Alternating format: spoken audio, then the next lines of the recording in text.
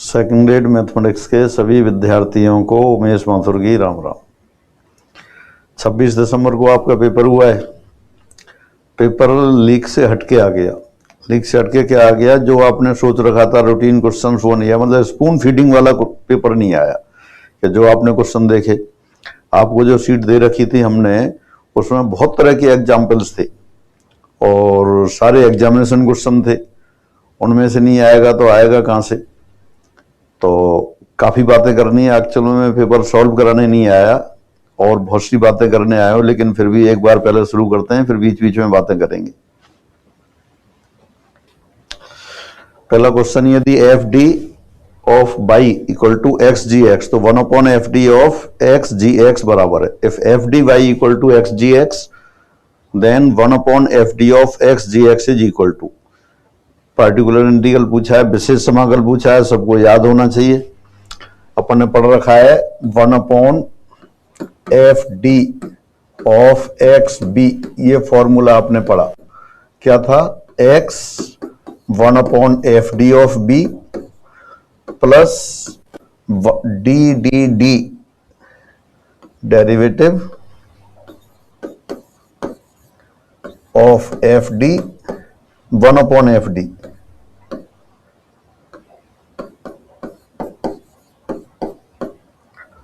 Of B. ये जो question लिख रहा है उसमें वी की जगह जी एक्स लिख दिया है, तो कुछ करने की जरूरत नहीं है। पहला क्वेश्चन है सीरीज का, ये पहला आंसर आ गया। मार्क कर रखे पहले से ही, तो ये पहला आंसर आ गया। सेकंड क्वेश्चन, रेखीय समाकल, लाइन रेखीय समाकल एक्स क्यूब प्लस 2y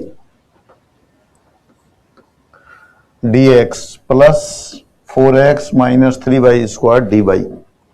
जहां c क्या है? c जो कर्व है जिसके अलोंग अपन रेखीय समाकल लाइन इंटीग्रल कर रहे हैं, X square upon A square plus Y square upon B square equal to 1 का मान बराबर है। लाइन इंटीग्रल की वैल्यू पूछी है, तो लाइन इंटीग्रल अपन स्टोक्स थ्योरम जानते हैं, क्या है? P D X plus Q D Y.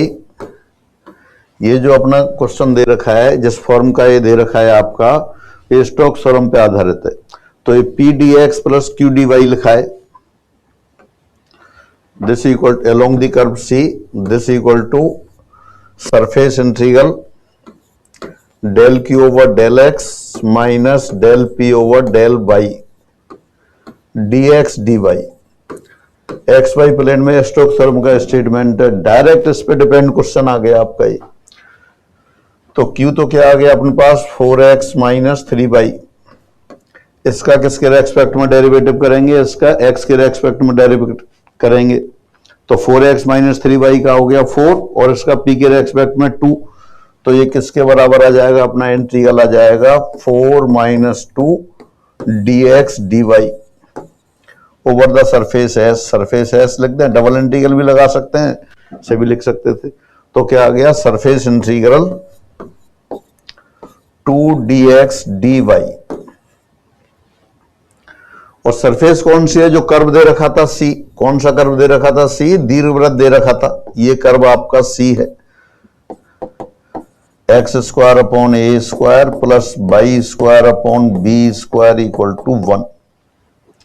तो इस कर्व से घिरा हुआ क्षेत्रफल, दीर्घवृत्त का क्षेत्रफल, वो आप जानते हैं, पाई ए बी।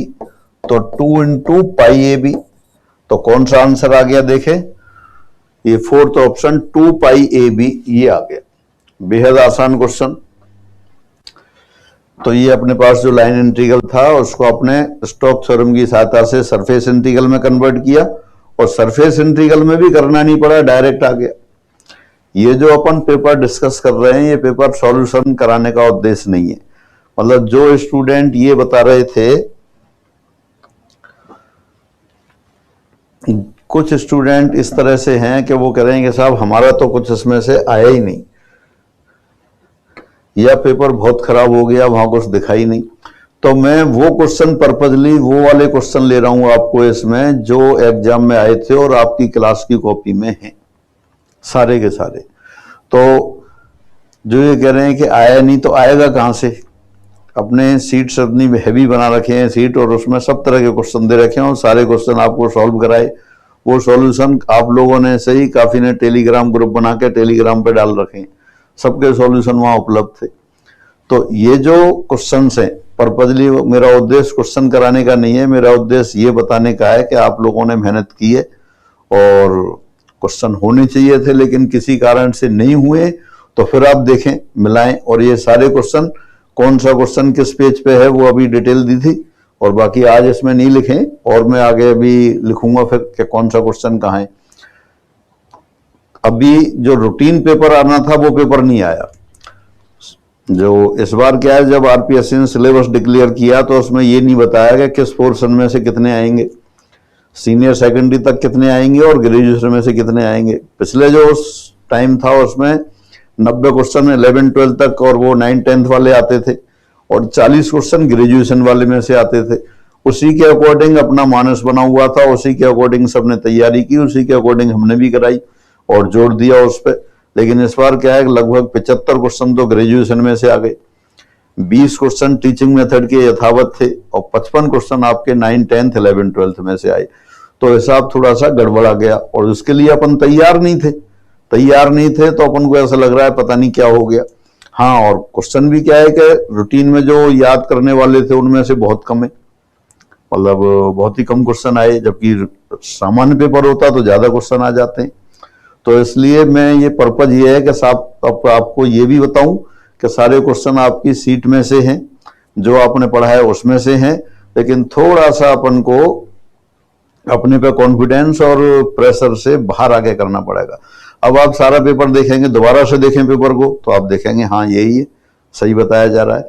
अब आ गया 5th, समुच्चय का सीमा बिंदु है। Limit point of this set is, limit point क्या होता है, सेट का कोई भी सेट दे रखा है तो कोई भी एक पॉइंट ले लें अपन, एक संख्या ले लें, ये रियल नंबर पे दे रखा है, रियल नंबर ले लें, और उसका कोई नेबरहुड ले लें, और कितना भी छोटे से छोटा नेबरहुड ले लें, उस नेबरहुड में इस सेट का कम से कम एक बिंदु होना चाहिए, तो वो जो पॉइंट है वो लिमिट पॉइंट कहलाता है।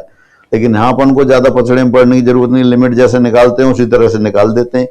सेट के पॉइंट देखें क्या लिखा है, 1/3, उसको अपन लिख देते हैं 2/6, 4/11, 6/60, 3/8, 6/16, 8/21 एंड सो ऑन। ये ऊपर मैंने सारे इवन बना दिए, एक छोड़ के एक तो सम दे ही रखे, बाकी जो विषम थे उनको भी सम बना लिया। उससे देखने में आसानी हो गई। 2 4 6 8, पहले पद में 2 आ रहा है, दूसरे में 4 आ रहा है, तीसरे में 6 आ रहा है, चौथे में 8 आ रहा है। अंश की बात कर रहे हैं तो n में क्या आएगा, 2n आएगा, और नीचे 6 11 16 21, थोड़े से जोर से ही आप पहचान सकते हैं, 5n+1 आ रहा है। n बराबर 1 रखेंगे तो पहले पद का 6 आ गया, n बराबर 2 रखेंगे तो दूसरे पद वाला 11 आ गया, n बराबर 3 लिखेंगे तो तीसरे पद का 16 आ गया, 15 + 1 16, 4 रखेंगे तो 20 + 1 21 आ गया, nवें पद में आ गया। और n टेंड्स टू इनफाइनाइट पर इसकी लिमिट निकालें, वो आपको जानते हैं, ओरल कर सकते हैं, 2/5। बहुत क्वेश्चन कराए थे n टेंड्स टू इनफाइनाइट के, तो ये क्वेश्चन हो गया। आगे बढ़ते हैं। वक्र r बराबर a × 1 - cos थीटा का पादिक समीकरण होगा। The pedal equation of the curve r = a × 1 - cos theta is.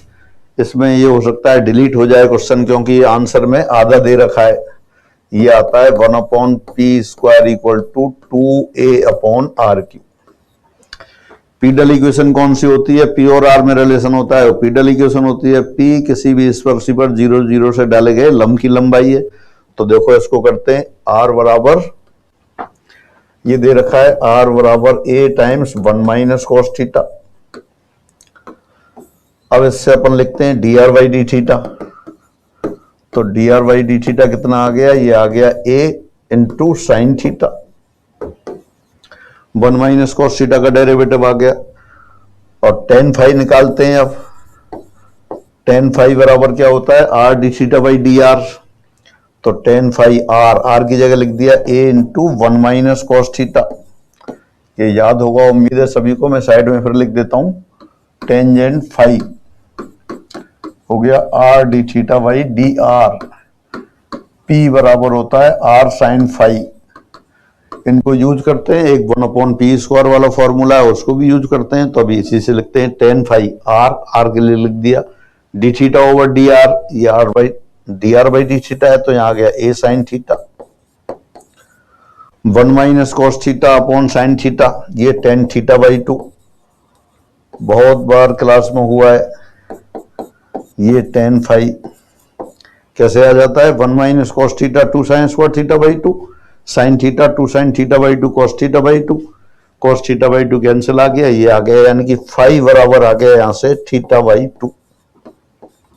आपको पी और आर में रिलेशन निकालना है तो ये ले लेते हैं, पी बराबर r sine theta, this implies p बराबर आर की जगह लिख दिया a into 1 minus cos theta sine phi sine theta by 2।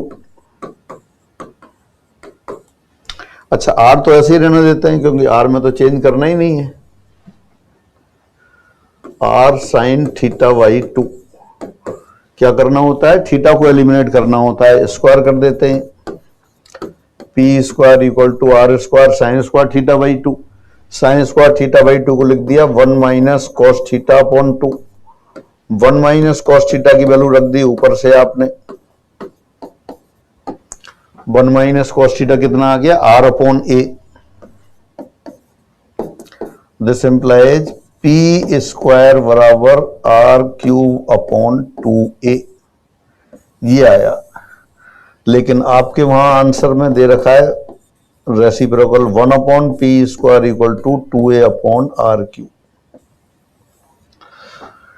आप इसको यहां भी लिख सकते थे,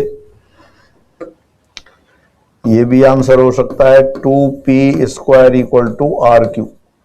ये 3 बॉक्स बना दिए, कोई भी बॉक्स आप आंसर लिख सकते हैं, लेकिन आपको आंसर लिखने की चॉइस नहीं होती है, जो ऑप्शन दे रखे होते हैं उसी से लिखना होता है। तो यहां सिर्फ 2a अपॉन आर क्यू दे रखा है, जबकि आना कितना चाहिए 1/p² बराबर 2a अपॉन आर क्यू। तो ये क्वेश्चन हो सकता है डिलीट हो जाए आपका, तो ये हुआ। हाँ, और बाकी उजाला सर ने कराए हुए थे, ये पेपर में भी दिया हुआ क्वेश्चन है, और कुछ पीडल इक्वेशन उजाला सर ने लिखाए थे कि ये महत्वपूर्ण है। तो ये अगर ये तो जो कि अभी नया जुड़ा था कुछ टॉपिक तो नहीं है, तो बाकी ये याद करने वाला क्वेश्चन भी है ये। कौन सा, कि r equal to A times 1 minus cos theta की पीडल इक्वेशन, पी स्क्वायर बराबर क्या लिखा है 2p² equal to R cube, ये पीडल इक्वेशन हो गई। तो ये आपने याद करने वाला भी है, बाकी तरीके से आपको कर दिया।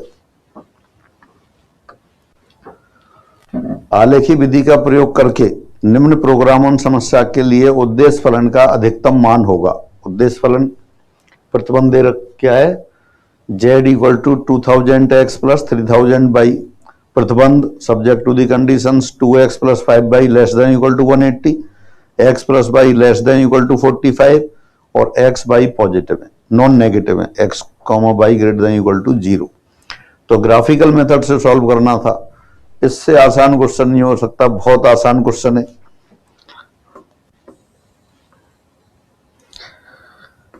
देखिए, पहले जो इनइक्वेशन दे रखी होती है उनको अपन क्या करते हैं, इक्वेशन से बदल लेते हैं। क्या दे रखा है 2x plus 5y equal to 180, और x plus by less than equal to 45 है, वो x plus Y equal to 45। तो दोनों को अगर अपन इक्वेशन में बदल लें, 2x plus 5y equal to 180, और ये हो गया x plus Y equal to 45, 2 से मल्टीप्लाई करके रख दिया 2x plus 2y equal to 90, subtract कर दिया, घटा दिया, तो कितना आ गया 3y इक्वल टू 90, यानी कि y इक्वल टू 30 और x इक्वल टू 15, यानी कि पॉइंट आ गया अपने पास 15,30। अब जो तीनों लाइन दे रखी हैं, ये 2 लाइन है, और तो उनको अपन ड्रॉ कर लेते हैं।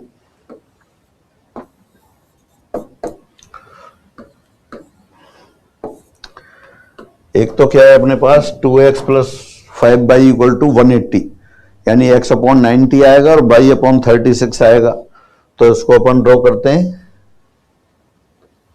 ये इस तरह से आ गई, ये लाइन लिख देते हैं आप 2x plus 5y equal to 180, less than 0 दे रखा है तो नीचे वाला रीजन होगा।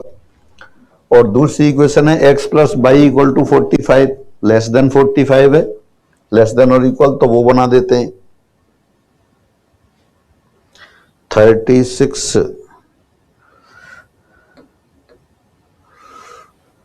तो ये वाली हो गई। ये लाइन जो अभी अपन ने निकाला था, मान लेते हैं बी पॉइंट है, ये ए पॉइंट हो गया, बी पॉइंट, ये सी पॉइंट और ये ओ लिखाई है। इसके कोऑर्डिनेट अभी आपने निकाले हैं 15, 30। ए पॉइंट कितना है अपने पास 45, 0 और सी पॉइंट कौन सा है 0, 45 और ये ओरिजिन 0, 0। जो लाइन दे रखी थी एक तो ये, और ये दूसरी लाइन कौन सी दे रखी है, ये है x plus Y equal to 45। दोबारा चेक कर लेते हैं एक बार, x plus Y equal to 45 और 2x plus Y equal to 180। जब इंटरसेप्ट फॉर्म में लिखेंगे तो 2x अपॉन 180 x अपॉन 90 आ जाएगा और 5 बाई अपॉन दिस ये बाई अपॉन 36 आ जाएगा। और दोनों का पॉइंट ऑफ इंटरसेक्शन आपने सॉल्व कर लिया। सामान्यतः क्या है, इसी पॉइंट पे मैक्सिमम वैल्यू होती है, कोई जरूरी नहीं है, लेकिन अगर इसी पे है 15, 30, ये अपना फिजिबल रीजन है। फिजिबल रीजन ये आपका, इसके जो एंगुलर पॉइंट होते हैं अधिकतम मान इन बिंदुओं पर होता है। जो कोणीय बिंदुओं O है, A है, B है और C है। तो सबसे पहले जैसा अपन को लग रहा है तो अपन B पॉइंट पर चेक करते हैं। जो सब्जेक्टिव फंक्शन है कौन सा है 2000x प्लस 3000y, तो z निकाला आपने B पॉइंट पे। 2000 इंटू 15 30,000 हो गया और 30 इंटू 3 90 यानी कि 1,20,000 हो गया। और मैक्सिमम वैल्यू इससे बड़ी को अच्छा 1500,000 1,50,000 भी दे रखी है, तो और पॉइंट पे भी निकालें। 0 पर निकालेंगे, O पर निकालेंगे 0 आ गया, A पॉइंट 45 था तो वो 90,000 आ गया और C पॉइंट आपका 0.45 है, 0.45। C पॉइंट आया आपका 0.36, 45 तो ऊपर था, ये 0.36 है। तो C पॉइंट पर चेक करते हैं, ZC वो भी इससे कम आ गया। 36 इंटू 5 नहीं 36 इंटू 3 108, 1,08,000 आ गया। तो सबसे बड़ी वैल्यू कौन सी दिख रही है 1,20,000, तो ये मैक्सिमम मान हो गया। तो आप देख सकते हैं बहुत आसान क्वेश्चन आपके आ रहे हैं। और ये मैं वही क्वेश्चन कर रहा हूं, सारे क्वेश्चन ये हो रहे हैं जो आपकी कॉपी में है। जब अपन ने एलपीपी पढ़ रहे थे तो स्टार्टिंग में ऐसा ही क्वेश्चन एक बताया था, सभी बैच में जिसमें भी पढ़ा है। तो मोटी सी बात यह है कि जो क्वेश्चन नहीं हुए हैं या नहीं मिले, एक तो क्या है कि जैसा जैसा आपसे पूछा गया बिल्कुल उसी तरह का आ जाए। उसी तरह का क्या है, जैसे आपने याद कर रखा है कि समीशन एन बराबर n इंटू n प्लस 1/2 होता है। यही पूछ लिया तब तो अपन को लगता है अरे जो अपन पढ़ के गए थे वही आ गया, लेकिन वहां कुछ और पूछ लें या इस तरह की बात हो रही है जैसे a plus 2b whole square आपने पढ़ा हुआ है, लेकिन एग्जाम में क्या आ गया 2a plus b whole square आ गया। बोले साहब ये तो आपने बताया ही नहीं था, आपने तो बताया a plus 2b whole square, वहां आ गया 2a plus b whole square. तो इस तरह की चीजें हो रही हैं। हाँ, कई बार क्या है ऐसे स्टूडेंट भी हैं जिन्होंने वास्तव में पढ़ा, अच्छी तरह से पढ़ा, लेकिन वहां जाके हड़बड़ा गए। हड़बड़ा क्यों गए? क्योंकि जो टॉपिक उन्होंने कर रखे थे उसमें अच्छे क्वेश्चन, काफी क्वेश्चन किए, लेकिन उनसे अलग दिख गए। और पेपर में बहुत बार ऐसा आता है तो उसके लिए तैयार नहीं हुए तो उन्होंने क्या किया, जैसे कुल क्वेश्चन किए उन्होंने 60 ही क्वेश्चन कर पाए। 60 क्वेश्चन पे तो 40% ही होते हैं, कुछ क्वेश्चन और करने चाहिए। तो उसमें उन्होंने क्या किया कि 25-30 क्वेश्चन और कर दिए, टोटल 90 हो गए। लेकिन इनमें क्या है कि 10 सही हुए 20 गलत हो गए, तो नेगेटिव ज्यादा हो गए। तो कई बार क्या है कि आपको अपने आप को दोष देने की जरूरत नहीं है। सरकारी नौकरी का क्रेज है और सिक्योरिटी भी रहती है, तो निश्चित रूप से अपनी इच्छा रहती है कि भाई हमको सरकारी नौकरी मिल जाए, लेकिन सरकारी नौकरी ही उद्देश्य नहीं है जीवन का। सरकारी नौकरी वाले सारे सुखी नहीं है। आपको अपने आप पे विश्वास, जिन लोगों ने पढ़ा है उनको अपने आप पे विश्वास रखना चाहिए। टीचर्स की बहुत वैकेंसी है, राजस्थान सरकार भी और निकाल रही है, और दूसरे स्टेट वाली भी आती हैं, सेंट्रल वाली भी आती हैं, केंद्रीय विद्यालय की आती हैं, नवोदय विद्यालय की आती हैं, DSS वाली आती हैं। तो बहुत सी वैकेंसी हैं। आप अपने पे कॉन्फिडेंस रखें, जो आपने पढ़ा है ईमानदारी से दोबारा इसको रिवाइज कर लें, और जिनके 40% नहीं बन रहे वो रीट में लग जाएं। रीट दे ही रखा है आपने, तो अपने आप को संतुलित करने की चीज है। सरकारी नौकरी का क्रेज है ही, जहां आप रहते हो, जिन लोगों के बीच में रहते हो, वहां भी बहुत ज्यादा क्रेज है। आपको बताया, जैसे एक एग्जाम्पल बताता हूँ, शायद पहले भी बता दिया है आपको, कि गूगल का जो CEO है सुंदर पिचाई, वो इंडियन है। उसकी जब वहाँ नौकरी लगी और वो CEO जब बना दिया, तो उसके घर पे पत्रकार पहुंच गए। उसके माँ बाप से पूछा कि भाई आपका बेटा बहुत बड़ी जगह CEO बन गया है, तो आप खुश हैं? कि हाँ खुश हैं। और कि हाँ बहुत खुशी है, लेकिन उनके माँ बाप बोले अगर थोड़ी और मेहनत करता तो सरकारी नौकरी लग जाती। तो सरकारी नौकरी का बेहद क्रेज है, और वो लोगों के दिमाग में ज़्यादा है, जिससे आप लोगों को और परेशानी होती है। तो जिन लोगों को पढ़ने के बावजूद पेपर सही नहीं हुआ है, वो निश्चित माने ये पढ़ाई बेकार नहीं जाएगी। अपने आप को दोष नहीं दें। कई बार पेपर ऐसा आ जाता है, अपन संतुलित नहीं रह पाते तो उसकी वजह से क्वेश्चन सही नहीं हुए, या सही हो गए तो उसके बाद हड़बड़ाहट में और कर दिए तो वो गलत हो गए। तो इसलिए अपने आप को दोष देने की जरूरत नहीं है। थोड़ा पेशेंस की बात है। कई बार समय खराब आता है, या जो दिन पेपर होता है वो अपना नहीं होता, तो उस वजह से भी गलती हो जाती है। तो उसको आप छोड़ें और नई तैयारी में लगें।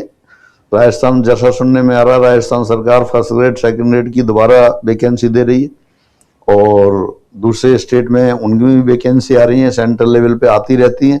और जब आपका होना शुरू होगा तो सब जगह होता चला जाएगा। इसलिए अपने आप को कमजोर नहीं करें, और ना अपने में दोष निकालें, ना RPSC या टीचर में दोष निकालें। हमारे यहाँ पढ़ गए उनके लिए भी, और जो कहीं और पढ़े उनके लिए भी। फिर आगे बढ़ते हैं। और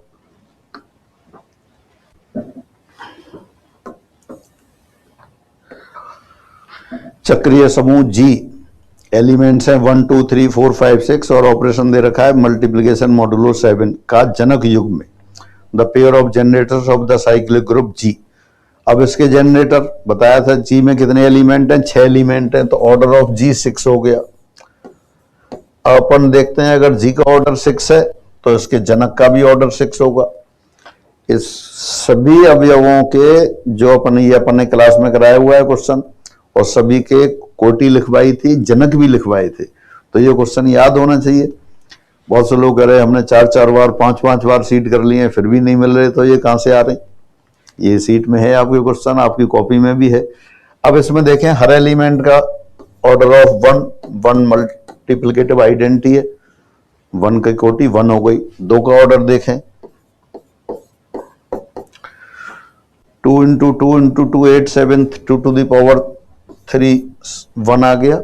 2 to the power 3 यानी कि 2 × 2 × 2 करेंगे 8 आएगा, 7 से डिवाइड करेंगे 1 रिमाइंडर आ गया। तो 2 का प्रतिलोम कौन सा है इसमें? 2 का प्रतिलोम 4 है, इसलिए 4 का ऑर्डर भी 3 आ गया। फिर वो देखते हैं अपन, ऑर्डर ऑफ 3 का ऑर्डर 6 आ गया। 3 to the power 6 729, 7 से डिवाइड करेंगे 728 + 1 बनेगा, तो ये 6 आ गया। 3 का प्रतिलोम देखें 5, वो भी 6।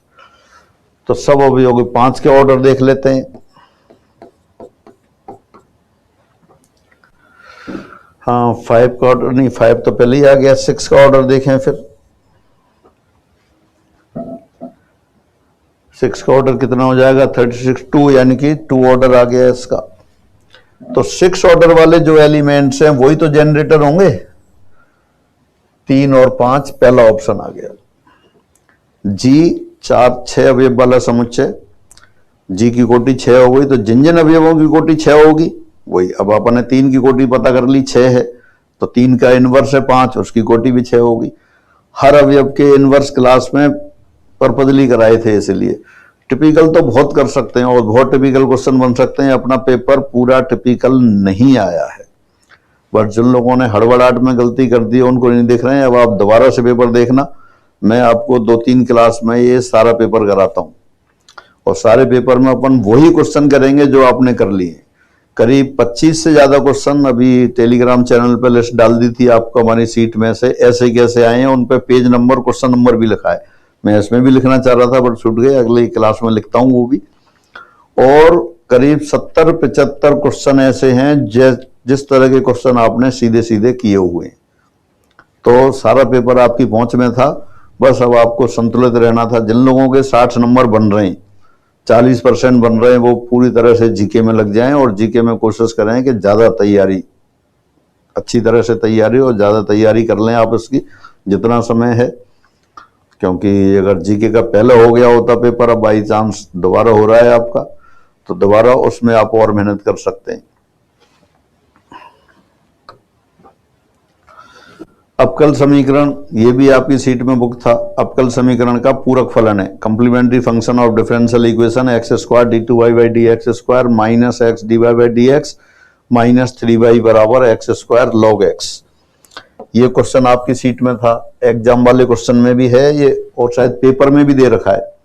अगली क्लास में मैं कौन सा क्वेश्चन सीट में कहाँ है वो इसमें भी लिखूंगा और इस टाइप के क्वेश्चन कहाँ कर रखे हैं वो भी लिखूंगा। अब ये होमोजीनियस डिफरेंशियल इक्वेशन हो गई, तो क्या करेंगे आप, z equal to log x या x बराबर e to the power z put कर देते हैं। तो क्या बन जाता है उससे, इसको एक बार दोबारा लिख लेता हूं क्वेश्चन को, x² d² माइनस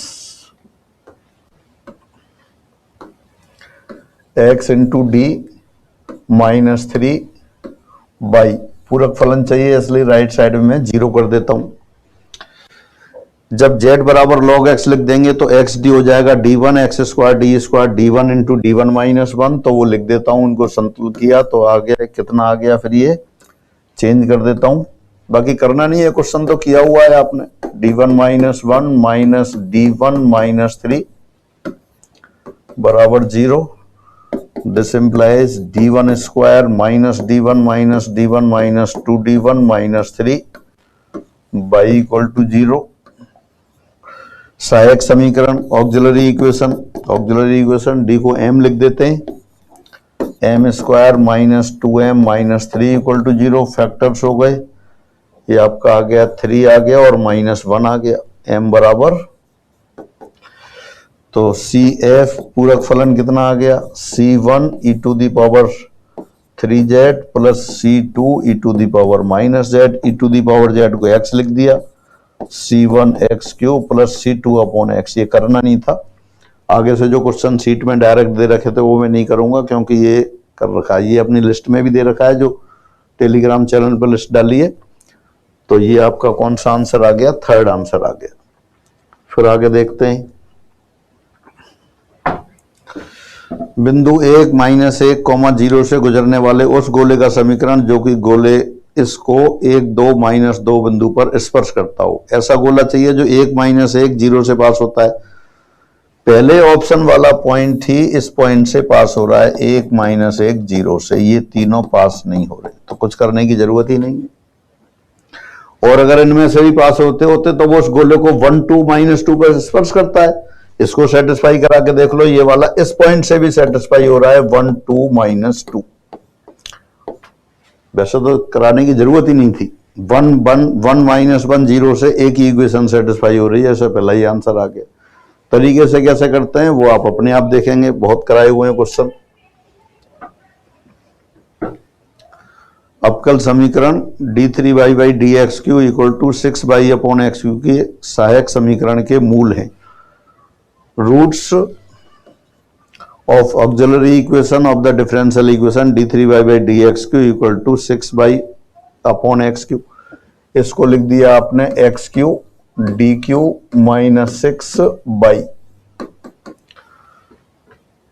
फिर वही z बराबर log x पुट करेंगे तो क्या किस में रिपीट हो जाएगी, ये d1 into d1 minus 1 into d1 minus 2 minus 6 Y equal to 0। सहायक समीकरण लिख दी, ऑक्सिलरी इक्वेशन d1 यानी कि mq आ गया, minus 3d1 square, 3d1 d1 square 3m square आ गया, फिर माइनस 2d1 यानी कि माइनस माइनस प्लस 2 हो गया 2m माइनस 6 बराबर 0। ऑप्शंस में देखें 2 दे रखा है, 2 से सेटिस्फाई करा के देखते हैं। 8 और 4 12, 12 और माइनस 18, 2 से सेटिस्फाई नहीं हो रही, यानी कि 2 वाला आंसर नहीं आएगा, पहला दूसरा कैंसिल हो गया। 3 दे रखा है, 3 से सेटिस्फाई कराते हैं। 27 माइनस 27 6, ये सेटिस्फाई हो रहा है, इसका मतलब एक मूल कौन सा हो गया 3, और 3 वाला फिर एक ही ऑप्शन दे रखा है, तो ये ही आंसर आ गया। तो सिंपल अपन ने क्या किया, ऑक्सिलरी इक्वेशन लिखी और ऑक्सिलरी इक्वेशन लिखते ही मूल आ गए।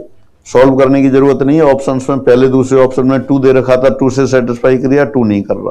फिर 3 और माइनस 3 दे रखे, 3 से ज्यादा आसान था, पहले 3 से चेक किया, 3 से सेटिस्फाई हो गया तो 3 वाला आंसर हो गया, इससे सेटिस्फाई नहीं होता तो बिना 3 वाला आंसर हो जाता।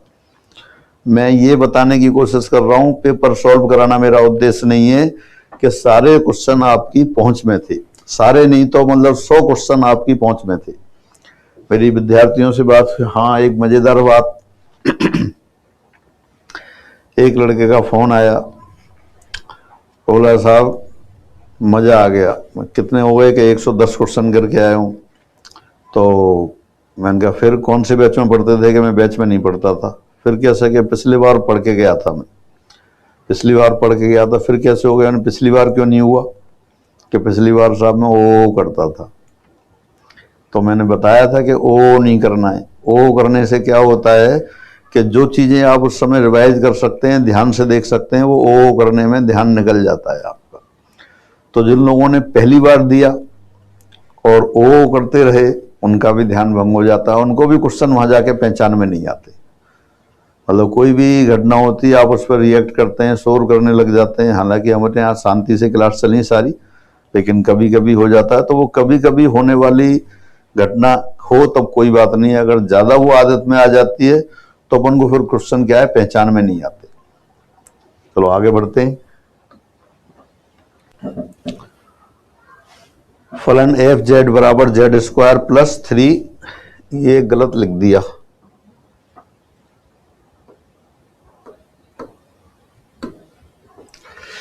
Three eta Z, Z square plus 3 eta Z minus 2 upon Z plus eta के लिए सत्य कथन है। फलन के लिए फॉर देखते हैं, फॉर द फंक्शन दिस, मतलब ये फंक्शन दे रखा है, ये पूछा है कौन सा सही है। 4 ऑप्शन दे रखे हैं, इसमें z टेंस टू, ये भी गलत है, z tends to minus iota है। तो देखिए अब z tends to minus iota पर लिमिट 3 ऑप्शन में दे रखी है, तो अपन सीधी सी बात है वही निकालें।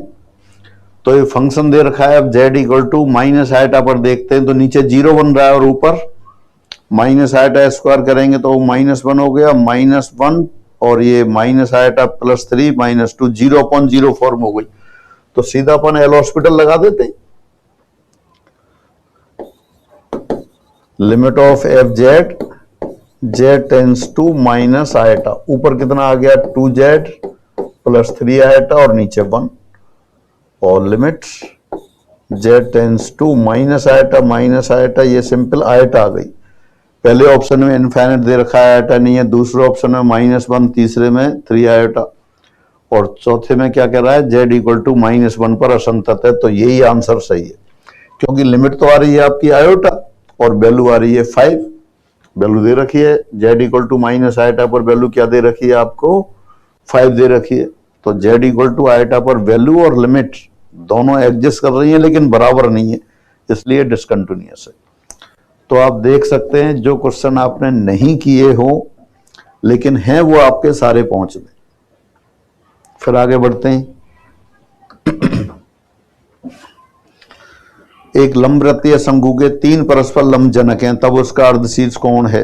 The semi vertical angle of A right circular cone having a sets of 3 mutually perpendicular generators is tan inverse √2। याद करने वाली लिस्ट में भी है, पेपर हुए थे उनमें भी है, सीट में भी है और आपकी कॉपी में भी है। तो अपन सॉल्व नहीं करेंगे क्योंकि जब इतनी बार कर लिया है तो वो सारा याद होना चाहिए।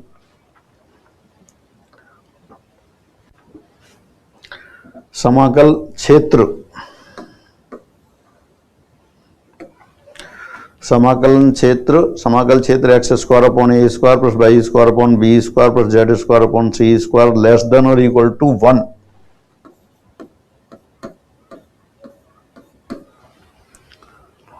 के लिए ट्रिपल इंटीग्रल का मान है।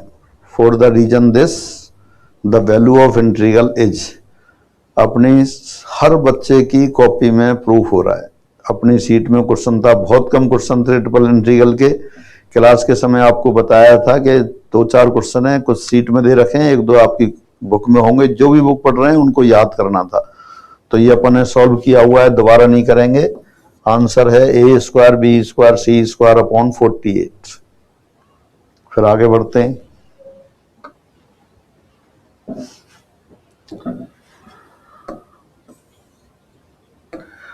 यदि आद्य समस्या का हल अपरिबद्ध हो तो उसकी द्वितीय समस्या का हल, if the primal problem has an unbounded solution then dual has. ये जो ड्यूअलिटी अपन ने पढ़ी थी, नया जो सिलेबस ऐड हुआ है उसमें से है। ड्यूअलिटी का अपन ने पर्पजली एक क्वेश्चन, बड़ा क्वेश्चन किया था, फिर उसके कुछ रिजल्ट्स थे जो आपकी सीट में दे रखे हैं। ये भी रिजल्ट ऐसे कैसे दे रखा है, फिर में दे रखी है वहां पे कि अगर आद्य समस्या का हल अपरिबद्ध है तो ड्यूअल का जो सॉल्यूशन होगा या तो अपरिबद्ध होगा या कोई हल नहीं होगा। यहां परिबद्ध छप गया है, ये अपरिबद्ध। अगर किसी प्राइमल प्रॉब्लम का सॉल्यूशन अनबाउंडेड है तो उसकी ड्यूअल का सॉल्यूशन या तो अनबाउंडेड होगा या सॉल्यूशन नहीं होगा। एक सीधा रिजल्ट है। थ्योरम में ऐसे कैसे याद करनी थी, प्रूफ नहीं करना था। अब आप देख सकते हैं मेरा पर्पज वो नहीं है इस पेपर को सॉल्व कराना नहीं है, सॉल्व आप सारे कर चुके हैं। कुछ क्वेश्चन ऐसे, अब जब लाइन सेट के पेपर आता है तो कुछ क्वेश्चन ऐसे भी हैं जो ऐसे कैसे नहीं मिले, लेकिन 90 से ज्यादा क्वेश्चन मैथमेटिक्स में और 20 क्वेश्चन टीचिंग मेथड के, 110 क्वेश्चन हर स्टूडेंट को जिसने क्लास अटेंड करी है ऑनलाइन या ऑफलाइन उसको पहचान में आने चाहिए। पेपर में नहीं आए कोई बात नहीं है, नहीं हो रहे कोई बात नहीं है, अब उनको देखो और अब सिरे से दोबारा से करें। नई वैकेंसी आएगी उसमें भी आपका सिलेक्शन हो सकता है। और जो दूसरे स्टेट में हो रहे हैं, बहुत स्टूडेंट के सिलेक्शन एमपी वाले लेक्चरशिप में हो गए। अभी एमपी में भी कुछ निकली हुई है, मेरे पास फोन आते हैं कि साहब उसका कोर्स है क्या या ये है क्या। अलग अलग जगह अब ये चुनावी साल आ रहे हैं 2024 में, तो सेंटर में भी निकलेंगी कुछ जगह और वो तो रेगुलर निकलती रहती हैं। अपने पे कॉन्फिडेंस रखना है। आपको ऊपर वाले ने बहुत फुर्सत में बनाया है, दोष देने की जरूरत नहीं है किसी को भी, अपने आप को भी दोष देने की जरूरत नहीं है। टीचर जो भी पढ़ाता है, कितना भी अच्छा पढ़ाता हो, कितना भी अच्छा आपको समझ में आता हो, आपके सिलेक्शन में 80% चांस आपका है और 15-20% चांस टीचर का, इंस्टीट्यूट का और आपके घर वालों का है। आपका सिलेक्शन हो रहा है, दोबारा रिपीट कर रहा हूं, 80% चांस आपका है। नहीं हो रहा है उसमें भी 80% आपका है। हाँ, ऐसा नहीं है सिलेक्शन में ही होता है। तो बहुत बार स्टूडेंट कहते हैं जिनके सिलेक्शन हो जाते हैं सब आपकी वजह से हुआ है। मैंने कहा हमारी वजह से नहीं हुआ, हमारी थोड़ी सी हेल्प है और वही होती है। आप इससे बचे नहीं।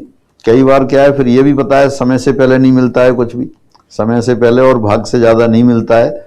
आप इसको भले ही नहीं मानो, कोई बात नहीं, आप अपनी मेहनत पे ध्यान रहें, लेकिन अभी समय नहीं आया। जब आप इसको एक बार दोबारा रिवाइज कर लेंगे, पर्पजली ये जो क्लास में ले रहा हूँ ऑनलाइन, ये इसलिए है जिन लोगों के पेपर खराब हो गए उनके लिए है। उनको ये बताने के लिए है कि सारा जो आपने पढ़ा था वही है। मैं आपको यहाँ पे करीब 90-100 क्वेश्चन सॉल्व कराऊंगा और वो सारे वही सॉल्व कराऊंगा जो आपकी कॉपी में है और सीट में है। जो अपने कुछ क्वेश्चन एक्स्ट्रा आ गए, 1-2 क्वेश्चन सिलेबस के बाहर के भी आ गए, उनको छोड़ दो आप। उस सब के बावजूद अगर आपने पढ़ा है, टीचिंग मेथड भी 1-2 क्वेश्चन छोड़ दें, 2-3 क्वेश्चन छोड़ दें तो टिपिकल नहीं है, सबके पकड़ में है। तो ये सारा करके 100 से कम क्वेश्चन हो रहे हैं, चाहे आपके 70 आ रहे हों, 40 आ रहे हों, कोई बात नहीं है। 100 से कम क्वेश्चन हो रहे हैं तो आपको अपने स्टाइल पे और अपनी जो तौर तरीके पे दोबारा सोचने की जरूरत है और उसको दोबारा करें। हाँ, अपने आप को भी दोष नहीं दे और जहां पढ़े वहां भी दोष नहीं दे। आगे देखते हैं। एक बल F दो घटकों में वियोजित किया जाता है और यदि एक घटक बल F पर लंबत हो तथा परिमाण F√3 के बराबर हो तो दूसरे घटक का परिमाण है। If a force F be resolved into two components and if one component be at right angle to the force F and is equal to F√3 in magnitude, then the magnitude of second component is। बिल्कुल same question आपकी copy में हो रहा है, अपनी seat में था। वहां जो परिमाण M√3 है, F√3 जगह शायद वहां F था। अपनी कॉपी में मिला लेंगे। मैं अगले जब क्लास में आऊंगा तो सारे ये लिखूंगा कि कौन सा क्वेश्चन कहां था। दोबारा से, ये फोर्स F क्या है आपका? एक बल F है, दो घटकों में वियोजित किया जाता है। यदि एक घटक बल F पर लंबत हो तथा परिमाण में F3 के बराबर हो, ये इसके लंबत हो गया F√3। तो दूसरा घटक पूछा है, दूसरा घटक ये रहा F1। मान लिया ये एंगल थीटा है, ये 90 डिग्री है। अब वो आपको क्या चाहिए? F1 का मान चाहिए, तो पहले तो थीटा निकाल लेते हैं। थीटा आ जाएगा, झट घटक आ जाएगा। तो कैसे लिखें? F√3। F√3 बराबर हो गया F sine of 90 plus theta, sine 90 plus theta cos theta हो गया और नीचे साइन 90 आ गया। नहीं, साइन ये वाला निकालेंगे तो नीचे साइन थीटा आएगा। क्या है? जिस डायरेक्शन में लेते हैं उसके अपोजिट जो वेक्टर जो घटक होता है उसके साथ एंगल आता है। F साइन, ये गलत लिख दिया, फॉर्मूला लिख देता हूं एक बार दोबारा से, जैसे कंफ्यूज नहीं हो। ये फोर्स F है, F अल्फा एंगल बनाते वाली डायरेक्शन में कंपोनेंट है, इसका मान लिया P1, और एक बीटा एंगल बनाने वाली डायरेक्शन में कंपोनेंट है, मान लिया Q1। तो P1 तो होता है F sign beta upon sine 9 alpha plus beta, पहले गलत लिख दिया था। और Q1 क्या होता है? Q1 होता है F sine alpha upon sine alpha plus beta, ये था। तो अपन वहां F1 लिख रहे थे, तो F1 लिख दें। नहीं, पहले F√3 लिख देते हैं। F√3 हो जाएगा F इंटू साइन थीटा और नीचे हो गया sine 90 plus theta. Sine 90 plus theta कितना हो गया? कॉस थीटा हो गया। तो ये F कैंसिल हो गया, टेंजेंट थीटा बराबर √3 आ गया, थीटा बराबर 60 डिग्री आ गया, थीटा बराबर 60 डिग्री। F√3 बराबर लिख लिया आपने F sine theta upon sign 90 plus theta, sine theta upon cos theta, tan theta, F cancel हो गया, थीटा 60। तो F1 कितना आ जाएगा फिर? F1 आपका आ गया F साइन 90, वो 1 हो गया, और नीचे साइन 90 प्लस 60 150, जो वो 1/2 हो गया, यानी कि F1 बराबर 2F हो गया। अपनी सीट में जो क्वेश्चन दे रखा था बिल्कुल इसी पे डिपेंड क्वेश्चन, और ये क्वेश्चन सबको कराया हुआ, सभी बैचेज में सभी की कॉपी में हो रहा है। और ये F√3 जो है दे रखा है, उसकी जगह F दे रखा था। फिर आगे बढ़ते हैं। यदि फाई समूह G से समूह G डैश में अष्टी K के साथ एक समाकारता हो तो फाई A बराबर फाई B, यदि और केवल यदि। If phi is the homomorphism of the group G into the group G dash with kernel K, then phi A equal to phi B if and only if phi A equal to phi B दे रखा है। अपन ऐसा करते हैं, दोनों तरफ phi V inverse से multiply कर देते हैं, phi V होल इनवर्स। तो राइट साइड में आइडेंटिटी हो गई G डैश की। और चूंकि फाई समाकारता है तो ये फाई ए ये फाई बी इनवर्स के बराबर होता है, और समाकारता है, समाकारती की प्रॉपर्टी लगा दें तो क्या हो जाएगा? Phi A B inverse equal to E dash. और इसका मतलब क्या है? इसका मतलब ये हो गया कि A B inverse belongs to kernel K, ये दे रखा है। बेहद आसान। फाइव ए बराबर 5b था, 5b होल इनवर्स से मल्टीप्लाई किया, फाइनली आ गया five of A B dash, A B inverse equal to E dash G dash की आइडेंटिटी है, तो A B inverse belongs to K. जो कुछ आपने पढ़ा है और जो क्लास में हुआ है सिर्फ वही रिवाइज कर रहा हूं। जो कुछ छूट गया या कुछ टॉपिक से अलग से क्वेश्चन आ गए वो अपन नहीं कर रहे हैं। और ऐसे ऐसे क्वेश्चन जो आपकी कॉपी में हैं वही 100 से ज्यादा है। यदि u बराबर sec inverse x upon y plus cosec inverse y upon x then this, Euler theorem prove करने की आवश्यकता नहीं होती, फिर भी क्लास में प्रूव कराई थी। u अगर n घात का समघातीय फलन है तब x del u over del x plus y del u over del y बराबर n u। यहाँ 0 घात का फलन है तो ये किसके बराबर हो गया, 0 के बराबर हो गया। बिल्कुल पेन चलाने की जरूरत नहीं है। आयलर फंक्शन पे बहुत क्वेश्चन कराए थे और एग्जाम वाले क्वेश्चन भी काफी थे और सीट में भी थे, और सब बिल्कुल बिना पेन चलाए लिखना था। आयलर थ्योरम आपको याद है तो आप लिख सकते हैं x del u over del x plus y del u over del y बराबर एन यू। एन ये u समघातीय फलन है, उसकी घात है, यहाँ 0 घात का फलन है, 0 लिख दिया। ये भी आपकी सीट में क्वेश्चन है।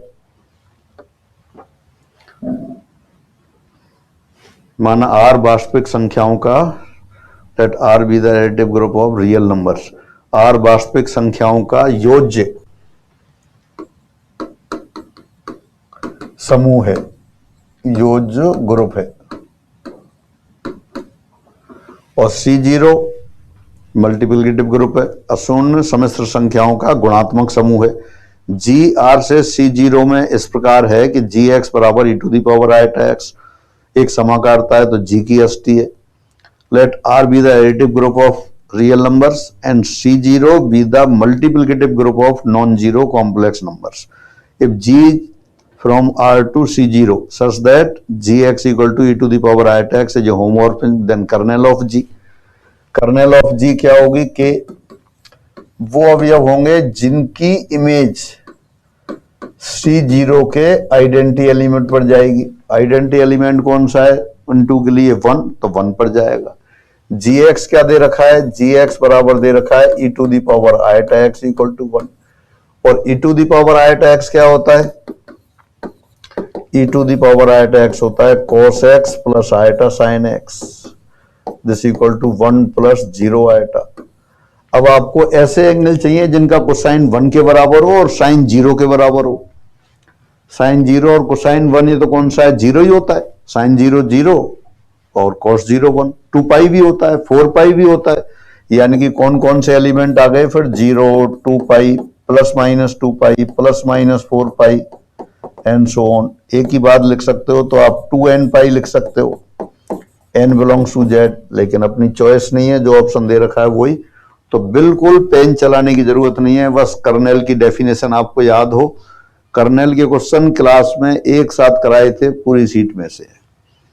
तो कौन से एक्स चाहिए, जिनकी e to the power iota x 1 के बराबर हो।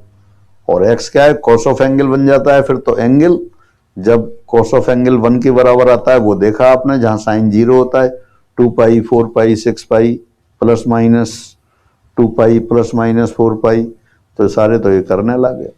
फिर आगे बढ़ते हैं। समाकलन double integral x D y D x upon x square plus Y square का ध्रुवीय निर्देशांकों में परिवर्तित रूप है।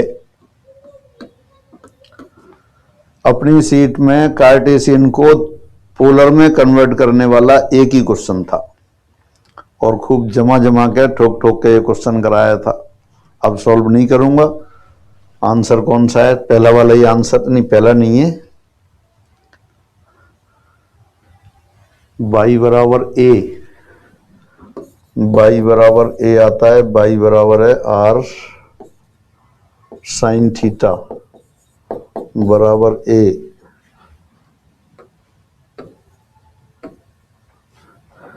ये आंसर गलत कैसे लग रहा है इसमें, 0 to pi by 4 a sec theta, most probably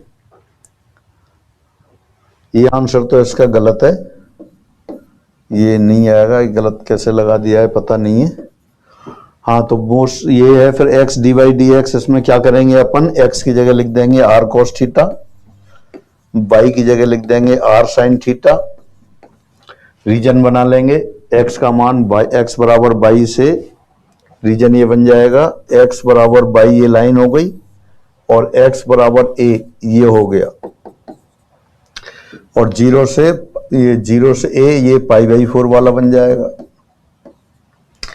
क्योंकि y की वैल्यू y बराबर 0 से y बराबर a, y बराबर 0 x एक्सिस हो गई, और y बराबर a यहां आ जाएगा, तो ये ए पॉइंट रहा। इसमें कोई मिस्टेक हो गई है प्रिंटिंग में, तो ये y/4 जाता है, क्योंकि 0 2, तो y का मान यहां पर ये x बराबर नहीं, ठीक है, x बराबर y से बन जाता है थीटा बराबर π/4, ये रीजन बनता है, तो यहाँ ठीक है, अब x लिख देंगे r cos थीटा, तो x बराबर आ जाएगा a sec थीटा, ठीक है। तो ये फोर्थ वाला आंसर आ गया। सभी की कॉपी में हो रहा है इसलिए पूरा नहीं किया, बाकी पूरा हो ही गया। अब 0 से लेके यहाँ तक इस कर्व तक r का मान हो गया, थीटा 0 से π/4, और cos थीटा ऊपर आएगा x की जगह r cos थीटा, और r d theta dr, r square cancel हो जाएगा नीचे से, ये आंसर आ गया। अभी नहीं भी याद आ रहा हो तो सभी की कॉपी में हो रहा है, यही क्वेश्चन था जो अपनी सीट में जो कार्टेशियन को पोलर में बदलने वाला सॉल्व कर रखा था, तो ये वही क्वेश्चन आया और आपने रिवाइज किया अच्छी तरह से, तो याद होगा। फिर आगे बढ़ते हैं।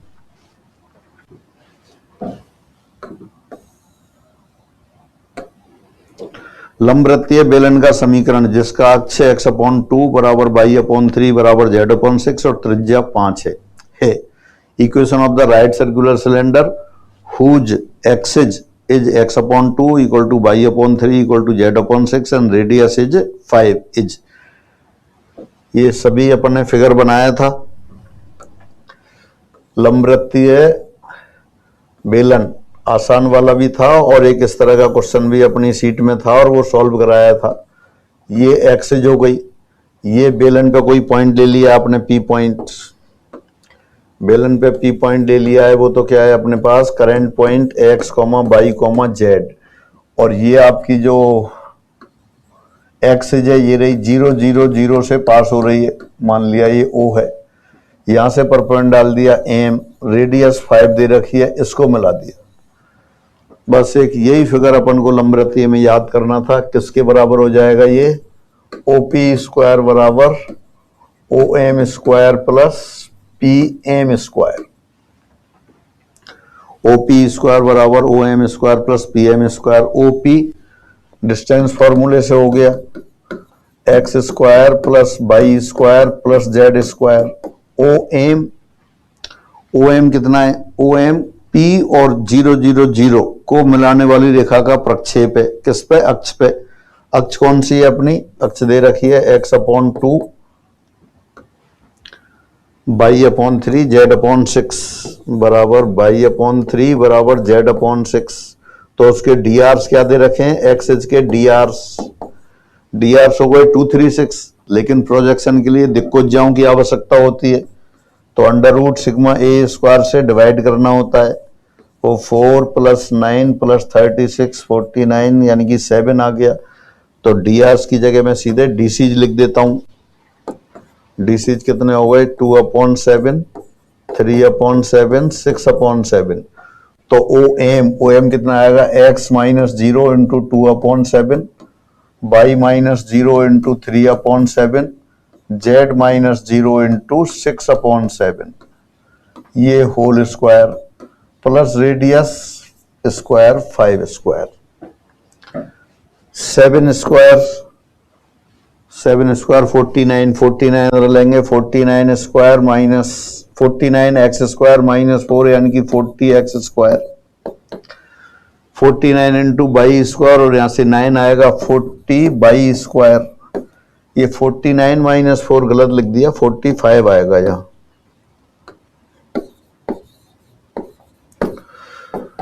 49 जेड स्क्वायर माइनस 36, 49 - 36 ये हो गया 13 जेड स्क्वायर। देखते हैं या तो इन्हीं से आंसर आ जाए। 45, 40, 13 पहले ऑप्शन में भी है, दूसरे ऑप्शन में भी, तीसरे में 11, 11 दे रखा है, तो तीसरा चौथा तो गलत हो गई। अब अपन को चेक करना है इनमें से, तो एक टर्म और ले लेते हैं फिर।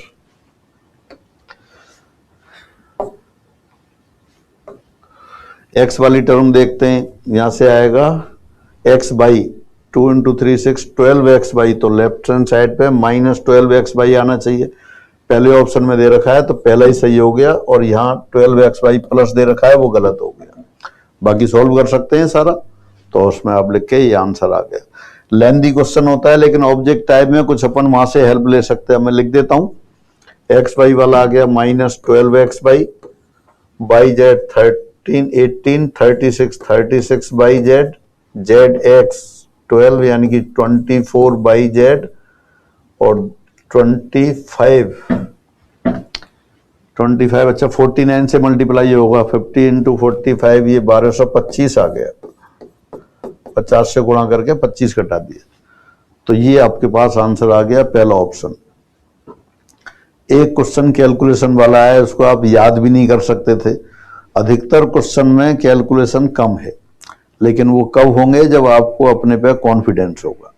अपने पे कॉन्फिडेंस नहीं होगा तो गड़बड़ हो जाएगी। Limit z cube plus 8 upon z 4 plus 4 z square plus 16 बराबर है, लिमिट दे रखा है limit of this as z tends to e to 2 e to the power iota pi by 3। ये भी कैलकुलेशन वाला क्वेश्चन है, पर करते हैं। देखो, मतलब मैं वही क्वेश्चन कर रहा हूं जो आप कर सकते हैं। जो क्वेश्चन मतलब लिमिट है, लिमिट तो आप कर सकते हैं। कॉम्प्लेक्स नंबर के आने की लिमिट का कॉन्सेप्ट थोड़ा चेंज होता है रियल नंबर में और उसमें, लेकिन यहां अपन उसी तरह से करेंगे। जेड बराबर दे रखा है आपको 2 e to the power pi iota pi by 3 यानी cos pi by 3 plus iota sine pi by 3। अब अगर जेड अच्छा लिख देते हैं, जेड स्क्वायर करते हैं तो कितना हो जाता है, ये 2 पाई बाई 3 2 पाई बाई 3 आ जाएगा, तो 2 पाई बाई 3 माइनस 1 बाई 2 हो जाता है, तो ये अच्छा 2 2 या 4 होगा, 4 और ये यानी कि माइनस 2 हो जाएगा, और यहाँ √3/2 यानी कि प्लस √3 आएगा। ये जेड स्क्वायर आएगा।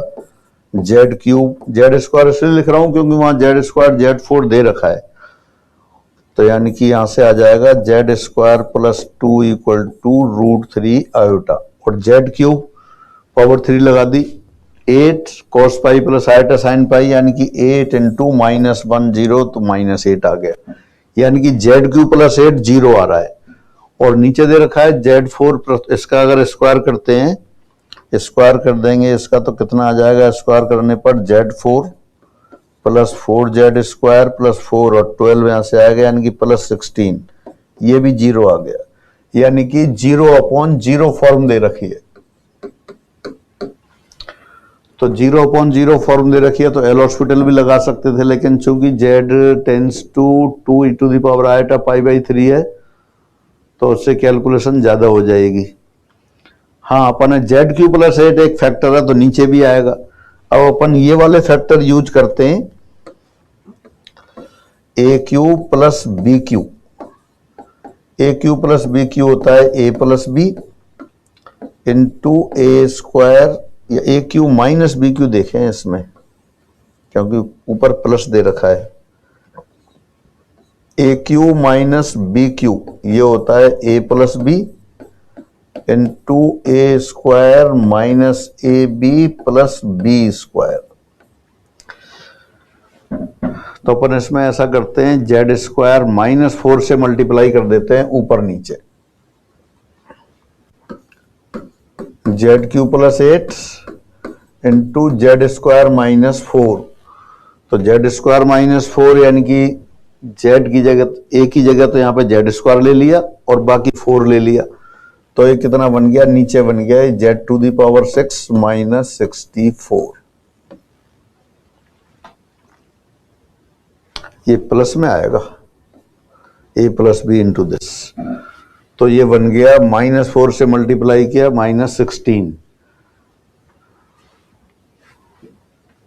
Z to the power 6 minus 64। ठीक है, लिमिट दे ही रखा है z टेंस टू। अब इसके फैक्टर कर दिए आपने, नीचे ZQ+8 और ZQ-8 हो गई, तो ZQ+8 ऊपर से कैंसिल हो गया, Z² -4 और नीचे ZQ-4 आ गया। अब इनकी वैल्यू रख दी, Z² आपने कैलकुलेट कर रखा है, Z² बराबर है -2 + √3, तो -6 + √3 आयोटा आ गया। नीचे देखें ZQ-4, ZQ आपने दे रखा है, ZQ बराबर -8 है, तो नीचे -8 और -4 यानी कि -12 आ गया। एक मिनट, ZQ दे रखा था -8, -4 12, और फिर इसमें से अपन कर सकते हैं, कहीं मिस्टेक हो रही है, ZQ-8 आएगा, ये ZQ+8 कैंसिल हुआ, ZQ-8, ये -8 आ गया। अब -2 ऊपर से कॉमन ले लिया और -2 नीचे से कैंसिल कर दिया, तो 1/8 आगे आएगा, ये 3 ZQ2 + √3, आंसर आना चाहिए Z² आ रहा है 2, Z² +2 था अपने पास, -2 + √3, यहां भी मिस्टेक, ये 2 यहां 2 √3 आएगा, क्योंकि 4 मल्टीप्लाई होगा, 2 √3 ये कैंसिल होकर फिर ये √3 आएगा, ये आंसर आया। थोड़ी कैलकुलेशन है, आप एक बार घर पे दोबारा से करें, एल हॉस्पिटल से भी कर सकते हैं। अभी अपन ने क्या किया, नीचे AQ - BQ वाला फैक्टर काम में लेके नीचे Z⁻6 - 64 बनाया, तो ये हुआ। यानी ये क्वेश्चन कैलकुलेशन वाला जरूर है, लेकिन जब अपने पास टाइम था तो लिमिट आप कैलकुलेट कर सकते थे। थर्ड ऑप्शन आ गया, Z tends to 2 times e⁻π/3 दे रखा था, उससे आपने ZQ निकाला, ZQ -8 आया, इससे पता पड़ा ऊपर 0 है, और Z² निकाला, Z² बना आपके पास -2 + 2 √3 आएगा। तो जब ये नीचे रख रहे, ऊपर रख रहे थे तब भी 0 बन रहा था, और नीचे रख रहे थे तब भी 0 बन रहा था, क्योंकि जब इसका स्क्वायर करेंगे तो कितना आ रहा था अपने पास, Z4 + 4Z² + 4 और 2 √3 आता, तो ये 12 -12 16, ये 0 बन रहा था। तो इस तरह से 0/0 फॉर्म, फिर अपन फैक्टर करके आपने लिमिट कैलकुलेट कर ली। फिर आगे बढ़ते हैं, एक वर्ग की भुजाओं के अनुदिश क्रमवार 4 बल P, 2P, 3P और 4P क्रियाशील हैं, उनके परिणामी का प्रमाण है। 4 forces P, 2P, 3P and 4P are acting along the sides of a square taken in order. The magnitude of their resultant is equal to, बिल्कुल सेम यही क्वेश्चन अपन ने वहां किया था, अपने सीट में दे रखा है। यहाँ P, P, P दे रखा है, लेकिन वहां क्या था, ये 5, 10, हाँ ठीक है क्रमवार है, ये 15 और ये 20, वहां ये दे रखा था। यहाँ क्या है, एक वर्ग की भुजाओं के अनुदिश 4 क्रियाशील बल P, 2P, तो देखो 5 और 15 इनका रिजल्टेंट इधर आ गया 10, और 20 इनका रिजल्ट आ गया 10, तो ये तो 5, 10, 15। अब इसकी बजाय अपन क्या करते हैं, P वाला लगा दें, ये P, ये वाला 2P, ये वाला 3P और ये वाला 4P, तो क्या हो गया, P इधर, 2P, P इधर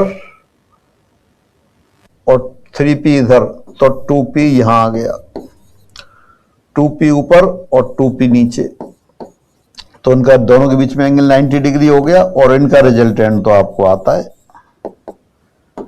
दो फोर्स हैं, बराबर के फोर्स हैं, 90 डिग्री पे काम कर रहे हैं, तो √P² + P² प्लस वो 0 हो जाता है, तो 2P², 8P², यानी कि 2√2P हो गया। कौन सा फॉर्मूला काम में लिया आपने, फॉर्मूला आपने काम में लिया R बराबर √P² + Q² + 2PQ cos of alpha. कौन कौन से फोर्स थे, P और P दो फोर्स हैं, एल्फा एंगल पर काम कर रहे हो तब। इस रिजल्ट पे 8-10 क्वेश्चन किए थे क्लास में अपन ने, सारे एग्जाम वाले और बिना एग्जाम वाले भी। यहाँ क्या है, P और P की जगह, Q की जगह 2P दे रखा है, और अल्फा की जगह 90 दे रखा है, तो अपना रिजल्टेंट कितना हो गया 2p whole square plus 2p whole square 8p square, और 8p स्क्वायर अंडर रूट में 2√2p। ये रिजल्ट आ गया। फिर दोबारा रिपीट कर रहा हूं, मैं सिर्फ उन्हीं क्वेश्चंस को कर रहा हूं जो क्वेश्चन आप कर सकते थे। कौन से कर सकते थे? जो आपकी कॉपी में हो रहे थे, क्लास में हो रहे थे। मेरा पर्पज ये क्वेश्चन सॉल्व कराना नहीं है। जिन लोगों का कॉन्फिडेंस थोड़ा कमजोर हो गया है, थोड़ी घबराहट बढ़ रही है, उनके लिए ये मैं करा रहा हूँ और ये बता रहा हूँ कि सारी चीजें वही हैं। कई बार ऐसा होता है कि अपन देखते कुछ है, होता कुछ है, तो ये हड़बड़ाहट में जिन लोगों ने गलत कर दिए हैं। कई बार तो जो कई इससे पढ़ने वाले स्टूडेंट से मेरी बात हुई है कि स्टूडेंट से आज सुबह बात हुई थी, वो भावुक हो रहा था और पढ़ने वाला विद्यार्थी था, उसने पेपर में भी अच्छे कर रहा था और सारा रिवाइज भी कर रखा था, लेकिन क्या हुआ वही कम, उसने 60 के आसपास क्वेश्चन हुए, 60 के आसपास क्वेश्चन हुए। फिर उसने कहा इस पर तो होगा नहीं, अभी तो 40% ही बन रहे हैं, 2-4 गलत हो जाएंगे इसमें से, तो उसने और क्वेश्चन कर दिए, और क्वेश्चन कर दिए वही हड़बड़ी में, कैसे 90 से कम तो करने नहीं है। तो ये जो प्रेशर है, ये प्रेशर आपको रिलीज करना है। आप भगवान ने अकेले आपको ही बनाया है, हर आदमी को अलग अलग बनाया है। आप ये मान के चलो आप ऊपर वाले की सबसे बढ़िया रचना है। और कई बार कोई भी आदमी 24 घंटे बुद्धू नहीं होता, कोई आदमी 24 घंटे होशियार नहीं होता, और ऐसे ही दिन सालों में कभी कभी दिन खराब होता है। और हो सकता है आपका ये पेपर खराब हो गया, ऊपर वाले ने कुछ और सोच रखी हो, आपको आरएएस का देना हो, आपको आरएएस बनाना हो। जो लोग पहले सेकंड ग्रेड में सेलेक्ट हो चुके हैं उनमें से बहुत से आरएएस का कर रहे हैं, थर्ड ग्रेड वाले भी कर रहे हैं। तो इसलिए अपने आप को दोष नहीं देना है और चीज़ों को दोष नहीं देना है, समय की बात है, सारा आपसे सही होगा। अभी नहीं हुआ और जब होने शुरू, अगर आपने, जिन लोगों ने नहीं पढ़ा है उनको तो आगे पढ़ना ही है, उनको तो आगे तैयारी करनी है। जिन लोगों ने पढ़ा, पूरी मेहनत की है, फिर भी नहीं हो रहा है, आप बस दोबारा वो पूरे सिलेबस को पकड़ लें और सिस्टमेटिक तरीके से रिवाइज करें। कोचिंग की कोई ज़रूरत नहीं है, एक बार आप रिवाइज कर लें। कोई किसी भी हेल्प की आवश्यकता होगी तो आप मुझे फ़ोन करेंगे, तो जो भी हो सकेगा पूरी कोशिश करेंगे और आपको हेल्प मिलेगी। तो इसलिए आप उस चिंता में छोड़ें, और जैसा पेपर हो गया है उसी के हिसाब से नंबर कम बन रहे हैं तब भी कोई बात नहीं है, ज़्यादा बन रहे हैं, अगर 40% से ज़्यादा आ रहे हैं तो आप अपने जीके की तैयारी में लग जाओ। कम लग रहे हैं, थोड़ा बहुत अपने घर वालों से मिलजुल के, और थोड़ी लोग बाग टोका टाकी भी करते हैं, फिर भी जीके का पेपर आप दे आओ और जीके का पेपर देखें। हो सकता है कोई और चमत्कार हो जाए आपकी तरफ से। कुछ लोग कह रहे हैं सरकार कम कर देगी, 35% पे हो जाए या 30% पे हो जाए, पेपर ऐसा आया है। पेपर बिल्कुल लाइन के अकॉर्डिंग नहीं है, लेकिन खराब भी नहीं है। इसमें 40% बहुत लोगों के बन जाएंगे, इसलिए। लेकिन कई बार ऐसा होता है कि अपना समय खराब होता है, दिन खराब होता है, तो समय खराब हो जाता है। आपने जो पढ़ाई की है वो बेकार नहीं जाएगी। आप इस पर, अपने पे कॉन्फिडेंस रखें और उसको दोबारा से रिवाइज करें, और दोबारा से एक बार रिवाइज कर लेते हैं, फिर किसी हेल्प की आवश्यकता हो तो आप मेरे से संपर्क कर सकते हैं। तो आप, और फिर अभी दोबारा वैकेंसी आ रही है, राजस्थान सरकार की भी आ रही है, दूसरी जगह की भी आ रही है, तो इसलिए जैसी स्थिति है उसी हिसाब से काम में लें। यदि सदिश एफ एक परनाल का सदिश हो तो ए का मान है, if f is a solenoidal vector then value of a. जब अपन ने सदिश पढ़ रहे थे तो ठोक ठोक के बताया था, और सबकी कॉपी में है, कि जिसका डाइवर्जेंस 0 होता है वो परनाल का सदिश होता है। तो सिंपल डाइवर्जेंस लिख देते हैं इसका, डेल डॉट एफ 0 कर देते हैं। अगर एफ कोई सदिश दे रखा है, f1i cap plus f2j cap plus f3k cap, तो डेल डॉट एफ क्या होता है, del f1 over del x plus del f2 over del y plus del f3 over del z equal to 0। तो देखते हैं i वाला जो coefficient है उसका x के रेस्पेक्ट में डिफरेंशिएट करते हैं, a आ गया। दूसरा ब्रैकेट है उसका y के रेस्पेक्ट में करते हैं, -2 आ गया। तीसरा ब्रैकेट है उसका z के रेस्पेक्ट में करते हैं, -1 आ गया, बराबर 0। ओरल क्वेश्चन हो रहा है, कहाँ टिपिकल है? टिपिकल है, शोर मचा दिया। कोई टिपिकल नहीं है। हाँ, परनाल सदिश की परिभाषा याद नहीं है तो टिपिकल है। परनाल सदिश की परिभाषा याद है, डाइवर्जेंस का फॉर्मूला याद नहीं है तो टिपिकल है। तो कितना हो गया? ए बराबर 3 आ गया। सीधा सीधा आंसर दिख रहा है। क्या किया अपन ने? अगर सदिश एफ आपको दे रखा था, सदिश एफ दे रखा है F1i cap plus F2j cap plus F3k cap, तब divergence of F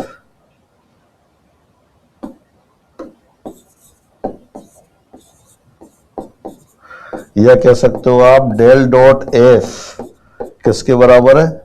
del F1 over del x plus del F2 over del y plus del F3 over del z. ये आएगा और ये ओरल हो रहा है, ओरल हो रहा है और आंसर आ गया। तो अब गांठ बांध लो दोबारा से। ये पेपर पर्पज अभी आज की क्लास में मैं इतना ही कराता हूं और अभी 2-3 क्लास में सारा पेपर करा दूंगा। सारे पेपर से पर मतलब ये है जो आप कर सकते थे वो वाला। कौन सा कर सकते थे? जो आपने पढ़ा है, आपकी कॉपी में है। काफी क्वेश्चन अब अगली क्लास में मैं सारे क्वेश्चंस की कौन सी सीट पे किस क्वेश्चन पे आधारित है। परनाल का सदिश ये क्वेश्चन नहीं कराया, लेकिन परनाल का सदिश वाले सीट में भी है क्वेश्चन और आपकी कॉपी में भी है। क्या करना है? परनाल का सदिश क्या होता है ये परिभाषा याद होनी चाहिए। जिसका डाइवर्जेंस 0 होता है वो परिभाषा है, वो परनाल का सदिश है, सोलेनोइडल वेक्टर है। डाइवर्जेंस क्या है ये पता होना चाहिए। ये है तो ओरल एक ही स्टेप में क्वेश्चन हो रहा है। तो आज की क्लास में इतना ही रखते हैं, फिर अगली क्लास में मिलते हैं। सभी को नमस्कार।